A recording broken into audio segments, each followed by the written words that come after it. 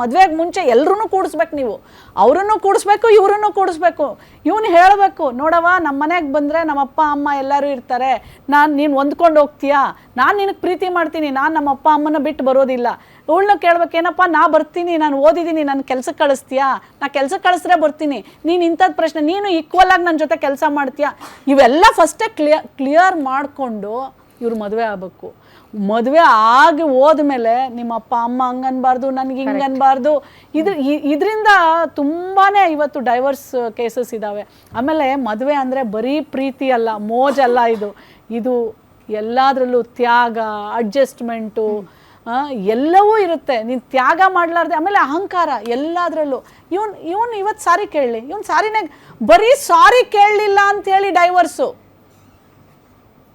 ಮಾತೇ ಆಡೋದಿಲ್ಲ. ಡಾಕ್ಟರ್ಸ್ ನಾನು ನೋಡಿದ್ದೀನಿ, ಇಬ್ರು ದೊಡ್ಡ ಡಾಕ್ಟರ್ ಮಕ್ಕಳು, ಇಬ್ರು ಡಾಕ್ಟರ್ಸು, ಇಬ್ರು ಲವ್ ಮಾಡಿ ಮದುವೆ ಆಗ್ತಾರೆ. ಆದರೆ ಅವನೇನೋ ಅವಳ ಮನಸ್ಸಿಗೆ ನೋವು ಮಾಡಿರ್ತಾನೆ, ಅವನು ಸಾರಿ ಕೇಳಲಿಲ್ಲ. ಇವಳು ಅಮ್ಮನ ಮನೆಗೆ ಹೋಗ್ಬಿಡ್ತಾಳೆ, ಅವ್ನು ಸಾರಿ ಕೇಳಲಿ, ಅವನಂತಾನೆ ನಾನು ಸಾರಿ ಕೇಳಲ್ಲ, ನಾನು ಮಾಡಿಲ್ಲ ತಪ್ಪು. ಸಾರಿಯಲ್ಲೇ ಎಂಡ್ ಆಯಿತು. 3 ವರ್ಷ ಆದಮೇಲೆ ಡೈವರ್ಸು.